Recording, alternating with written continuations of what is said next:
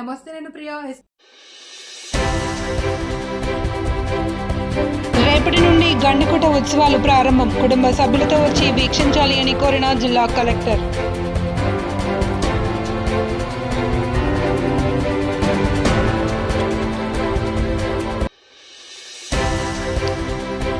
Kadapa municipal కూరగాయల market అభివృద్ధికి ప్రణాళికలు సిద్ధం చేస్తున్నాం. Morning విజిట్లో Kadapa mayor pak Suresh.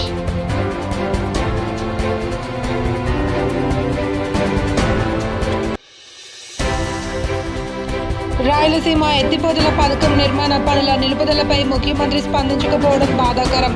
మాజీ డిప్యూటీ సీఎం అంజద్ బాషా. గండికోట చరిత్రను ప్రతిబింబించేలా రేపటి నుండి జరిగే గండికోట ఉత్సవాలను విజయవంతం చేసేలా ప్రతి ఒక్కరూ కుటుంబ సభ్యులతో తరలి రావాలి అని జిల్లా కలెక్టర్ శ్రీధర్ స్పష్టం చేశారు. గండికోట ఉత్సవాల నిర్వహణపై జిల్లా కలెక్టర్ కార్యాలయంలో ఆయన మీడియాతో మాట్లాడారు. 11, 12, 13 తేదీలలో జరిగే గండికోట ఉత్సవాలు అందరినీ ఆకర్షించేలా ఉత్సవాలు నిర్వహిస్తామని కలెక్టర్ స్పష్టం చేశారు.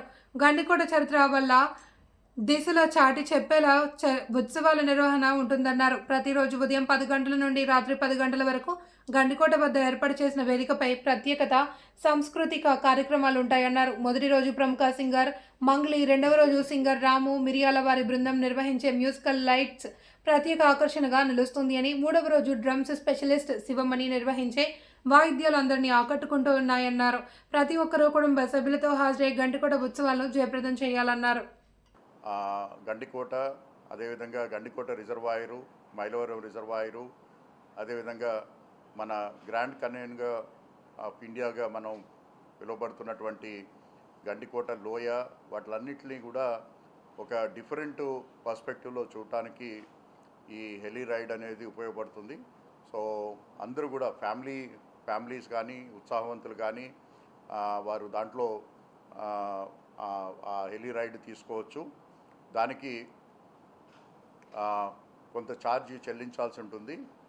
సో 3,000 రూపాయలు ఒక పర్సన్కి దానికి చెల్లించే విధంగా ఆ యొక్క ఏజెన్సీతోటి మనం ఒప్పందం చేసుకోవడం జరిగింది. అలాగే దానితో పాటు మోటార్ గ్లైడింగ్ కూడా అందుబాటులోకి తీసుకురావడం జరిగింది. అలాగే దీంతోపాటు అడ్వెంచర్ స్పోర్ట్స్, ముఖ్యంగా rock climbing, mystic walk, zip lining, అలాగే ర్యాపర్సు, అలాగే మనకి జెట్ స్కీయింగ్ అంటే స్పీడ్ బోట్సు, అదేవిధంగా బోటింగు, సో అదేవిధంగా గైడెడ్ ట్రెక్కింగు. సో ఇవన్నీ కూడా రేపు ఉదయం నుంచి అందరికీ అందుబాటులో ఉంటాయి. అదేవిధంగా ప్రజలందరినీ కూడా దీంట్లో భాగస్వామ్యం చేసే విధంగా, అలాగే చరిత్ర గురించి ప్రతి ఒక్కరు కూడా తెలుసుకునే విధంగా మనం రేపు ఉదయం నుంచి మనం ఈ హిస్టరీ వాక్ను కూడా ఇంటాక్ వారి సహాయంతో చేయటం జరుగుతూ ఉంది.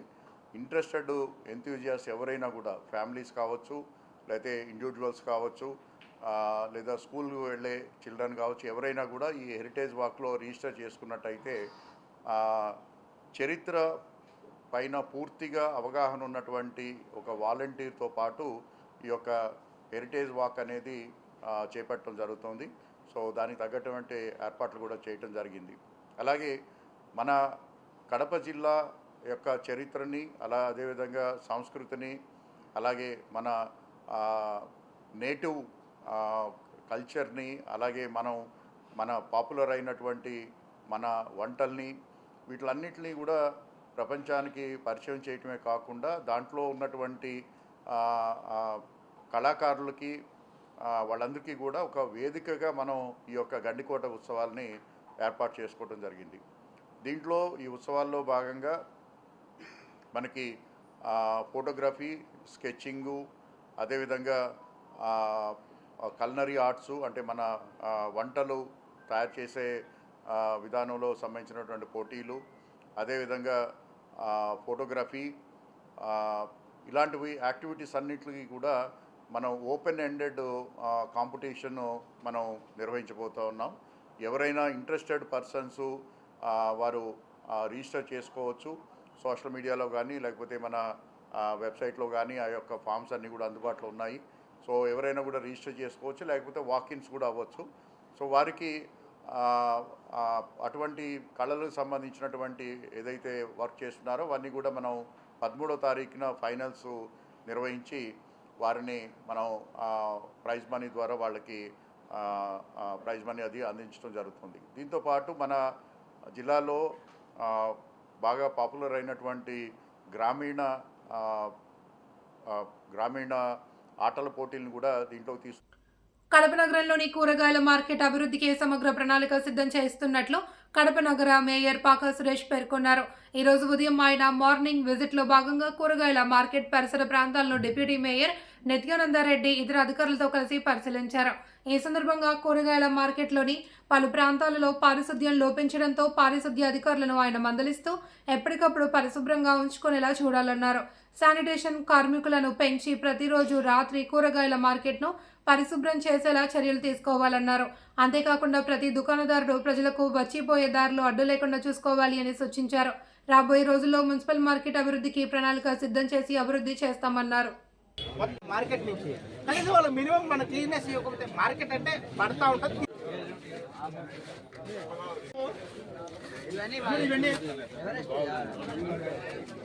ఇవన్నీ రిపేర్ పంపించేస్తాను. నేను ఇక్కడే ఉన్నా సార్, ఇక్కడ ఉన్నా సార్. ఇవన్నీ రిపేర్ పంపిస్తాను.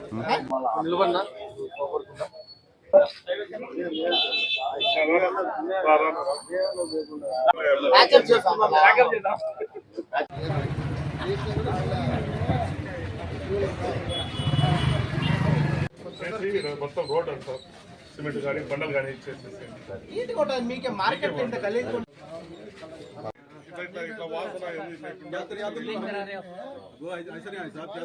మున్సిపల్ కార్పొరేషన్ వాళ్ళ ఇది మున్సిపాలిటీ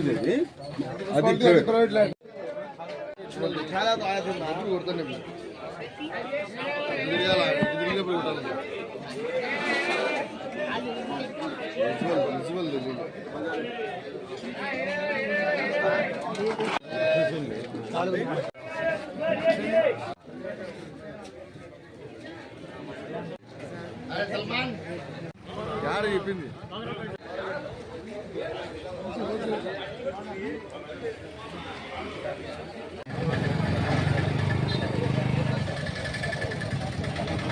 మార్నింగ్ విజిట్ లో భాగంగా కడపకు సంబంధించిన పాత మార్కెట్ ను సందర్శించడం జరిగింది.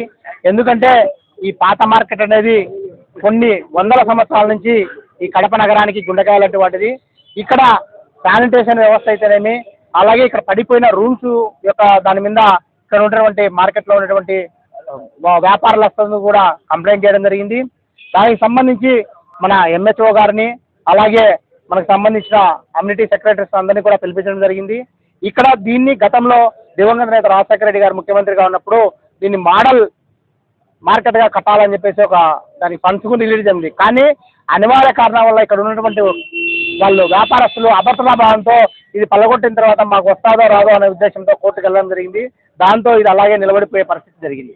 కానీ ఇప్పుడు ఏదంటే మనం ఇప్పుడు దీన్ని పూర్తిగా చేయాలంటే కనుక కొన్ని సమస్యలు ఉన్నాయి కాబట్టి ఇప్పుడు టెంపరీగా ఏవైతే కనుక శానిటేషన్ మనం దాదాపుగా దీని నుంచి కార్పొరేషన్కు సంవత్సరానికి ₹1 కోటి మనము వసూలు చేసే కార్యక్రమం చేస్తున్నాం కాబట్టి దాంట్లో నుంచి కొంచెం నిధులు దీన్ని కేటాయించి ఏవైతే డ్రైనేజ్ పెండింగ్ ఉన్నాయో, అలాగే కొన్ని రూమ్స్ పడిపోయి డెమాలిష్ స్టేజ్లో ఉన్నాయి, వాటిని రెన్యువేట్ చేసి మళ్ళీ వాళ్ళకి అలాట్మెంట్ చేయడమా, లేకపోతే ఎవరు వద్దంటే కనుక దాన్ని పూర్తిగా డెమాలిష్ చేసే కార్యక్రమం చేయమని చెప్పి అధికారులకు చెప్పడం జరిగింది. ఏవైతే శానిటేషన్కి సంబంధించి వీళ్ళు నైట్ స్వీపర్స్ 6 మంది మాత్రమే ఇక్కడ వర్క్ చేస్తున్నారు, దాంతో శానిటేషన్ క్లీన్ కావడం లేదని చెప్పారు. అడిషనల్గా ఇద్దరిని మార్నింగ్ కూడా అలాట్మెంట్ చేయమని చెప్పి ఎంహెచ్ఓ గారికి చెప్పడం జరిగింది. అలాగే కాకుండా ఇప్పుడు మాసివ్గా ఒక 30 మందితో మలేరియా వర్కర్లు కానీ లేకపోతే అడిషనల్ వర్కర్లు కానీ తీసుకొని మొత్తం ఒకసారి క్లీన్ చేసి, అదేవిధంగా గ్యాంగ్ వర్క్ పెట్టేసి గ్యాంగ్ వర్క్తో మొత్తం క్లీన్ చేసి దాన్ని ప్రాపర్గా అదేవిధంగా మెయింటైన్ చేసే విధంగా ఈ వ్యాపారస్తులందరికీ కూడా వాళ్ళందరి యొక్క సహకారంతో ముందుకు పోవాలని చెప్పేసి అధికారులు సూచించడం జరిగింది. ఎందుకంటే ఇది మార్కెట్ అనేది మనము రోజు నిత్యం ప్రజలతో రద్దీగా ఉండే కార్యక్రమం. ఇక్కడ పరిశుభ్రంగా ఉంటేనే మనకు ఆరోగ్యంగా ఉంటుందని చెప్పేసి మనం భావిస్తున్నాం. కాబట్టి ఇక్కడ ఉన్నటువంటి అధికారులందరికీ ఒకటే నేను సూచిస్తున్నా, దీన్ని స్పెషల్గా ఫోకస్ పెట్టుకొని మనం ఇక్కడ ఎటువంటి ఇబ్బంది జరగకుండా వీళ్ళందరికీ కూడా వ్యాపారస్తులకు క్లీన్గా చేసే కార్యక్రమం చేయాలి. ఏవైతే ఈ రోజు మనం విజిట్ చేసి మార్కింగ్ చేసామో వాటన్నిటి కూడా 2-3 రోజుల లోపల దాన్ని పరిష్కార మార్గం చేస్తాము. ఎందుకంటే పండగ ఉంది కాబట్టి ఒకవేళ అంత లోపల కాకపోతే పండగ అయిపోతానే దీన్ని మొత్తం క్లీన్ చేసి ఏవైతే మనం ఈరోజు పరిశీలించామో వాటన్ని కూడా పరిష్కరించే మార్గం చేస్తామని తెలియదు. కడప నగరంలోని కూరగాయల మార్కెట్ అభివృద్ధికి సమగ్ర ప్రణాళిక సిద్ధం చేస్తున్నట్లు కడప నగర మేయర్ పాక సురేష్ పేర్కొన్నారు. ఈ రోజు ఉదయం ఆయన మార్నింగ్ విజిట్ లో భాగంగా కూరగాయల మార్కెట్ పరిసర ప్రాంతాలను డిప్యూటీ మేయర్ నిత్యానందరెడ్డి ఇతర అధికారులతో కలిసి పరిశీలించారు. ఈ సందర్భంగా కూరగాయల మార్కెట్లోని పలు ప్రాంతాలలో పారిశుద్ధ్యం లోపించడంతో పారిశుద్ధ్య అధికారులను ఆయన మందలిస్తూ ఎప్పటికప్పుడు పరిశుభ్రంగా ఉంచుకునేలా చూడాలన్నారు. శానిటేషన్ కార్మికులను పెంచి ప్రతిరోజు రాత్రి కూరగాయల మార్కెట్ను పరిశుభ్రం చేసేలా చర్యలు తీసుకోవాలన్నారు. అంతేకాకుండా ప్రతి దుకాణదారుడు ప్రజలకు వచ్చిపోయే దారిలో అడ్డు లేకుండా చూసుకోవాలి అని సూచించారు. రాబోయే రోజుల్లో మున్సిపల్ మార్కెట్ అభివృద్ధికి ప్రణాళిక సిద్ధం చేసి అభివృద్ధి చేస్తామన్నారు.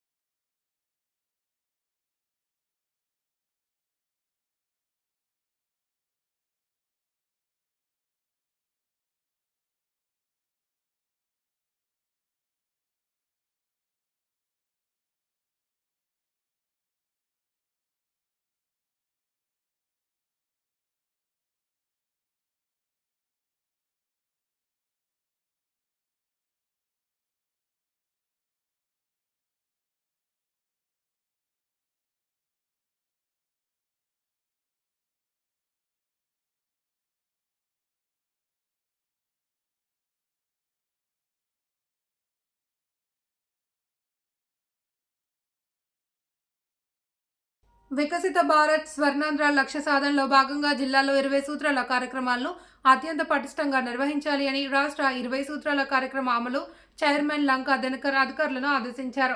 శుక్రవారం కలెక్టరేట్లోని పీజీఆర్ఎస్ హాల్లో 20 సూత్రాల అమలు కార్యక్రమ చైర్మన్ లంకా దినకర్, జిల్లా ఇన్ఛార్జ్ జేసీ డిఆర్ఓ విశ్వేశ్వర్ నాయుడు ఇతర అధికారులతో కలిసి సమీక్ష సమావేశం నిర్వహించారు. ఈ సమావేశంలో చైర్మన్తో పాటు ప్రొద్దుటూరు ఎమ్మెల్యే నంద్యాల వరదరాజుల రెడ్డి, కడప నగర మేయర్ పాక సురేష్, వైఎస్ఆర్ కడప జిల్లాలో జి రామ్జీ వైద్య ఆరోగ్యం మరియు విద్యకు సంబంధించిన పథకాలు Amrut 1.0, Amrut 2.0, Jal Jeevan mission, PM Suryaghar, PM Kusum పథకాలు 20 సూత్రాలు కార్యక్రమం అమలుపై సంబంధిత శాఖల అధికారులతో సమీక్ష సమావేశం నిర్వహించారు. ఈ సందర్భంగా లంకా దినకర్ మాట్లాడుతూ కేంద్ర ప్రాయోజిత పథకాలు, వివిధ ప్రాజెక్టులకు సంబంధించిన అంశాలపై జిల్లాలో జరిగిన పురోగతిపై సమీక్షించడం జరిగిందన్నారు. ప్రభుత్వ ఆశయాలకు అనుగుణంగా సంక్షేమ అభివృద్ధి పథకాల స్ఫూర్తితో స్వర్ణాంధ్ర వికసిత భారత్ లక్ష్యాలను సాధించేందుకు ప్రతి ఒక్కరూ బాధ్యతగా కృషి చేయాలి అని అధికారులను ఆదేశించారు. జల్ జీవన్ మిషన్, అమృత్, అదేవిధంగా వివిధ కేంద్ర ప్రాయోజిత పథకాలు విస్తృతంగా సమీక్ష చేయడం జరిగింది. రెండో దఫా వచ్చినప్పుడు యాస్పిరేషన్ డిస్ట్రిక్ట్స్, బ్లాక్స్, అలాగే గండికోటకి సంబంధించినటువంటి అక్కడ పర్యాటకంగా అభివృద్ధి చేయడానికి తీసుకోవాల్సిన చర్యల మీద సమీక్ష నిర్వహించడం జరిగింది. ఈ మూడవ దఫా ఇప్పుడు ఈరోజు ఈ యొక్క సమీక్ష ఇక్కడికి చేయడానికి ముఖ్యమైనటువంటి అంశాలు తీసుకుంది ఎడ్యుకేషన్, హెల్త్ ప్రాథమికంగా తీసుకొని, అలాగే హెల్త్కి ముఖ్య సురక్షిత త్రాగునీరు కాబట్టి జల్ జీవన్ మిషన్, అమృత్కి సంబంధించినటువంటి అంశాలను కూడా ఈ యొక్క సమీక్షలో తీసుకోవడం జరిగింది. అదేవిధంగా ఏదైతే ఫ్లాగ్షిప్ స్కీమ్ కేంద్ర ప్రభుత్వం కానీ రాష్ట్ర ప్రభుత్వం కానీ తీసుకున్నటువంటి solar, roof top solar, PM Suryaghar, కుసుమ్కి సంబంధించినటువంటి అంశాల్లో సమీక్ష నిర్వహించాలని, అత్యంత కీలకంగా ఉపాధి హామీకి సంబంధించి రాబోయే ఏప్రిల్ నుంచి మార్పులు చేర్పులు జరగబోతున్న నేపథ్యంలో జి రామ్జీ పేరు మారటమే కాదు, 100 రోజులు 10 దినాల నుంచి 125 రోజులు తమ వ్యవసాయ సమయాల్లో 60 రోజులు వెసులుబాటు కల్పించడము, అదేవిధంగా ఆస్తుల కల్పన.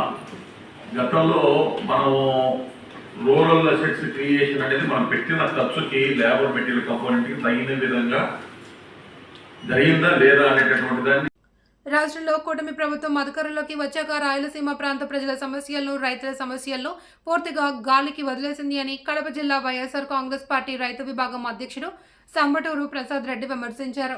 ఈ సందర్భంగా కడప నగరంలోని వైఎస్ఆర్ కాంగ్రెస్ పార్టీ కార్యాలయంలో ఆయన మీడియాతో మాట్లాడుతూ 2 రాష్ట్రాల ముఖ్యమంత్రులు చంద్రబాబు, రేవంత్ రెడ్డి లూలుచీపడి రాయలసీమ ప్రాంతాల ప్రజల ఆకాంక్షను విస్మరించారని, రాయలసీమ ఎత్తిపోతల పథకం ప్రాజెక్టును నిలిపివేయాలి అని సాక్షాత్తు తెలంగాణ ముఖ్యమంత్రి రేవంత్ రెడ్డి అసెంబ్లీ సాక్షిగా తెలిపినా ఇంతవరకు ముఖ్యమంత్రి చంద్రబాబు స్పందించకపోవడం దారుణమన్నారు. రాయలసీమ ప్రజల రైతుల కోసం రాయలసీమ ఎత్తిపోతల పథకాన్ని మాజీ ముఖ్యమంత్రి వైఎస్ జగన్ నిర్మించారని, పూనుకుంటే దాన్ని ఆపివేయడం దుర్మార్గమని అన్నారు. ఇది వద్దు, ఇది కథ అని చెప్పడం తప్ప కనీసం ఫస్ట్ గౌరవ ముఖ్యమంత్రి గారు చెప్పాల్సిన సమాధానం ఏంటంటే పొరుగు రాష్ట్ర ముఖ్యమంత్రి గారు చెప్పిన దానికి సమాధానం చెప్పాల్సిన బాధ్యత ఈ రాష్ట్ర ప్రజలకు, ముఖ్యంగా రాయలసీమ ప్రాంత రైతాంగాన్ని మీద ఆయనకు బాధ్యత ఉంది. దాంతోపాటు మరి ఈరోజు ఈ ప్రాజెక్టు వద్దన్నప్పుడు గతంలో జగన్మోహన్ గారు మరి ప్రాజెక్టు మొదలుపెట్టినప్పుడు నాగార్జున సాగర్ ప్రాజెక్టు కింద ఎందుకు మీ వాళ్ళతో ధర్నా చేయడం జరిగింది, నిరసన చేయడం జరిగింది. అట్లే మరి ఈ ప్రాజెక్టుతో మనకు అవసరం ఇబ్బంది మీకు లేనప్పుడు తెలంగాణ ముఖ్యమంత్రి గారితో ఎందుకు చీకటి ఒప్పందం జరిగింది, ఆయనతో ఎందుకు వ్యతిరేకిస్తే పరిస్థితి జరుగుతూ వస్తుందని కూడా అర్థం కాని పరిస్థితి. దీంతోపాటు గతంలో కూడా ముఖ్యమంత్రిగా చంద్రబాబు పనిచేసినప్పుడు కూడా 2004 ముందు ఆయన ఏ ప్రాజెక్టు కూడా బడ్జెట్ కేటాయించకపోవడము, ప్రాజెక్టు పూర్తి చేయకపోవడంతో పచ్చావతి ట్రిబ్యునల్ సంబంధించినటువంటి మనం నికర జిల్లాలు కూడా కోల్పోయిన పరిస్థితి మనం చూసాం. అలాగే జిఎన్ఎస్ఎస్ సంబంధించి కూడా ఆయన కృష్ణస్వామి కమిటీ వేసి ఇది గ్రావిటీ ద్వారా సాధ్యం కాదు, అసాధ్యం చెప్పిన వ్యక్తి చంద్రబాబు గారు. అలాగే సింకేజ్ బ్యారేజ్ సంబంధించి కూడా చెప్తారు. సింకేజ్ బ్యారేజ్ 1000 క్యూసెక్కులకు సంబంధించింది. ఆయన చెప్పిన అబద్ధాల నిదర్శనం ఈ ఒక్క పాయింట్ చేయాలని చెప్పి కూడా మేము తెలియజేస్తున్నాం. ముఖ్యంగా డిఆర్సీ మీటింగ్ కూడా మనం జరగడం జరిగింది. అది పేరుకేమో కడప జిల్లా డిఆర్సీ మీటింగ్ అయినప్పుడు కూడా ఆ మీటింగ్ యొక్క తంతు చూస్తే కేవలం రేవంత్ రెడ్డి గారికి తెలంగాణకు అనుకూలంగా పెట్టే మీటింగ్గా కొనసాగే పరిస్థితి జరుగుతూ ఉంది. బాధాకరం ఏంటంటే ఇన్ఛార్జి మంత్రి ఈ రాయలసీమ ప్రాంతం అయినప్పుడు కూడా కనీసం ఆమెకు అన్నీ తెలుసో తెలియదో మరి తెలిసినప్పుడు కూడా మరి ఆమె ప్రాంతానికి అవసరం లేదన్నా, ఈ జిల్లాకు అవసరం లేదన్నా, లేదు అన్నీ తెలిసి కూడా ఆమె వ్యతిరేకించి మారితే మరి మంత్రి పదవి ఊడిపోతుందని చెప్పే పరిస్థితి కూడా మనకు బాధాకరంగా ఉంది. రెండో విషయం, రాష్ట్రంలో ఈ జిల్లాలోనే సీనియర్ పెద్ద అయినటువంటి శాసనసభ్యులు వరదరాడి గారు ఎన్నో రైతాంగ బిడ్డ ఆటుపోటు తెలిసిన వ్యక్తి, ఆయన కూడా ఈరోజు రాయలసీమ ఎత్తిపోతలకు వ్యతిరేకంగా మాట్లాడడం చాలా బాధాకరంగా ఉంది. ముఖ్యంగా జిల్లాలోనే పూర్తిగా ఇరిగేషన్ మీద ఆధారపడిన నియోజకవర్గం మైదుకూరు, ప్రత్యక్షంగా పరోక్షంగా 90,000 ఎకరాలు మరి ఆయకట్టు ఉన్నటువంటి భాగంగా కూడా ఈరోజు ఆ శాసనసభ్యులు కూడా దీని నుంచి వ్యతిరేకించడం చాలా బాధాకరంగా ఉంది. ఇది చేతిగా హీనలవుతారు. ప్రజాప్రతినిధులందరూ కూడా ముఖ్యంగా అందరూ కూడా మంచి ఆసమన సమయంలో మన రాయలసీమ ప్రాజెక్టు ఎత్తిపోతలను నిర్మాణం పూర్తి చేయాలని చెప్పి నేను అడుగుతున్నా. రాయలసీమ ఎత్తిపోతల పథకంపై తెలంగాణ సీఎం రేవంత్ రెడ్డి చేసిన వ్యాఖ్యలపై టీడీపీ అధినేత చంద్రబాబుపై మాజీ డిప్యూటీ సీఎం అంజద్ బాషా తీవ్ర స్థాయిలో విరుచుకుపడ్డారు. రాష్ట్ర ప్రయోజనాలను స్వార్థ రాజకీయాలకు అమ్ముకోవడం ఇలాంటి ద్రోహమని, సీమ ప్రాంతానికి చంద్రబాబే తీరని అన్యాయం చేస్తున్నారని మండిపడ్డారు. కడప నగరంలోని వైఎస్ఆర్ కాంగ్రెస్ పార్టీ కార్యాలయంలో ఆయన మాట్లాడుతూ ఆల్మట్టి డ్యాం సామర్థ్యాన్ని పెంచే ప్రయత్నం చేయలేదని, స్వార్థ ప్రయోజనాల కోసం రాయలసీమ లిఫ్ట్ ఇరిగేషన్ పనులను నిలిపివేశారని ఆరోపించారు. 3 సార్లు ముఖ్యమంత్రిగా ఉన్న సీమకు ఒక్క ప్రాజెక్టు కూడా ప్రారంభించలేదని, శ్రీశైలం ప్రాజెక్టు గరిష్ట నీటి మట్టం 808 అడుగులని గుర్తు చేస్తూ సాగునీటి అవసరాలను దృష్టిలో పెట్టుకుని వైఎస్ఆర్ హయాంలో పోతిరెడ్డిపాడు హెడ్ రెగ్యులేటర్ సామర్థ్యాన్ని పెంచిన ఘనతను వివరించారు. ఎన్ని అడ్డంకులు ఎదురైనా వెనక్కి తగ్గకుండా వైఎస్ రాజశేఖర రెడ్డి సామర్థ్యాన్ని పెంచారని పేర్కొన్నారు. వైసీపీ పాలనలో కేటాయింపులకు అనుగుణంగా నీటిని వినియోగించుకున్నామని, కానీ చంద్రబాబు పాలనలో ఉన్న కేటాయింపుల్ని సైతం ఉపయోగించుకోలేకపోయామని ప్రశ్నించారు. మరి ఆ ప్రాజెక్ట్ కంప్లీట్ చేయాలి అని చెప్పి సుమారుగా 1000 కోట్ల రూపాయలు కూడా వెచ్చించడం జరిగింది. మరి తీరా మరి ఈ కూటమి ప్రభుత్వం అధికారంలోకి వచ్చిన తర్వాత మరి ఈనాటి ఈ కూటమికి సంబంధించిన ముఖ్యమంత్రి నారా చంద్రబాబు నాయుడు గారు మరి దానికి సంబంధించిన రాయలసీమ లిఫ్ట్ ఇరిగేషన్కి సంబంధించిన పనులను ఆపివేయడం జరిగిందని చెప్పి స్వయాన ఆయన శిష్యుడైన తెలంగాణ ముఖ్యమంత్రి శ్రీ రేవంత్ రెడ్డి గారు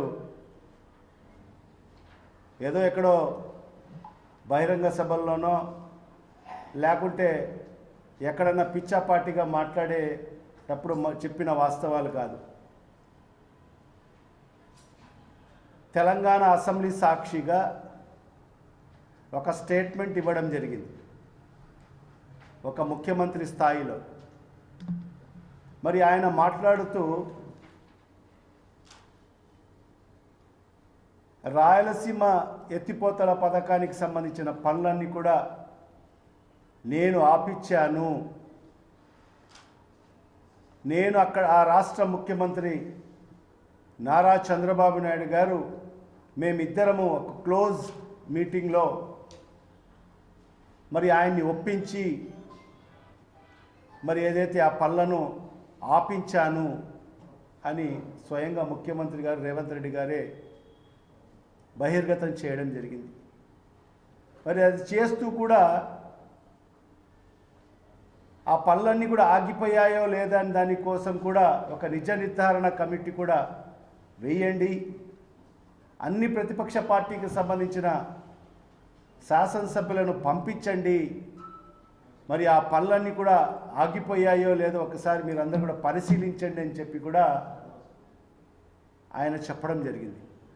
అంటే తెలంగాణ ముఖ్యమంత్రి గారు మరి జనవరి 2వ తేదీ ఈ స్టేట్మెంట్ ఇవ్వడం జరిగింది. జనవరి 2వ తేదీ తెలంగాణ ముఖ్యమంత్రి గారు ఈ స్టేట్మెంట్ ఇవ్వడం జరిగింది. ఇస్తే 2వ తేదీ మన ప్రభుత్వం నుంచి ఎవరు స్పందించలేదు, 3వ తేదీ స్పందించలేదు, 4వ తేదీ స్పందించలేదు, 5వ తేదీ స్పందించలేదు, 6వ తేదీ ఈ రాష్ట్రానికి సంబంధించిన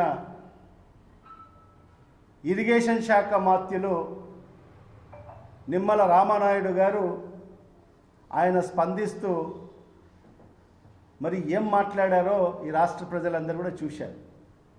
అంటే ఈ రాయలసీమ ఎత్తిపోతల పథకం అంత ఉపయోగపరం కాదు, కేవలం ఒక సెంటిమెంట్ రూపంలో రాయలసీమ ఎత్తిపోతల పథకం అని పేరు పెట్టారు తప్ప ఈ రాయలసీమ ప్రాంతానికి ఏ రకంగా కూడా మరి ఆ ఎత్తిపోతల పథకం ద్వారా మేలు జరగదు, అది నిరుపయోగమైన ప్రాజెక్టు అని చెప్పి కూడా మరి ఇరిగేషన్ శాఖ మాత్యులు మాట్లాడడం జరిగింది. అంటే ఆయనకి ఇరిగేషన్ మీద అవగాహన ఉందో లేదో మరి దీని ద్వారా ఈ రాష్ట్ర ప్రజలకందరూ కూడా స్పష్టమవుతుంది. అంటే ఆయన వార్తలందరితో సమాప్తం. తిరిగి రేపు ప్రసారమయ్యే న్యూస్తో మళ్ళీ కలుసుకుందాం. అంతవరకు సెలవు, నమస్తే.